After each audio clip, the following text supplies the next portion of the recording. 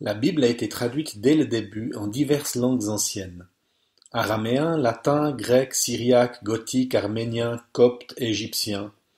Mais au Moyen Âge, l'Église est devenue très prudente et réticente à sa traduction en langue populaire. Les précurseurs l'ont fait au péril de leur vie. Pierre Valdo, par exemple, dans les années 1100-1200, un riche marchand de Lyon, touché par les évangiles, vend tout ce qu'il possède et devient prédicateur itinérant. Il prend soin des pauvres. Il fait réaliser la traduction du texte biblique dans la langue du peuple. Il est excommunié. John Wycliffe, 1328 à 1384, un professeur de théologie anglais. Avec des amis, il commence à traduire la Vulgate en anglais en 1378. Elle paraîtra 4 ans après sa mort.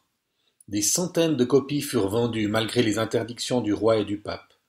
50 ans plus tard, il sera condamné comme hérétique. Ses ossements seront déterrés, brûlés et jetés dans une rivière.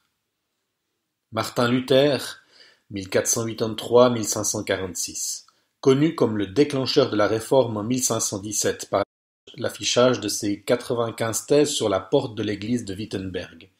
Il a été excommunié et serait certainement mort si un prince allemand ne l'avait pas pris sous son aile. En 1525, il traduira le Nouveau Testament en 11 semaines en allemand, enfermé dans le château de la Wartburg. La Bible complète sortira en 1534. William Tyndale, 1494-1536, parlait 8 langues. Il traduisit le Nouveau Testament en 1526. Il fut condamné comme hérétique en 1529, capturé à Anvers en 1535, puis condamné au bûcher. Ses derniers mots depuis le feu furent: Seigneur, ouvre les yeux du roi d'Angleterre.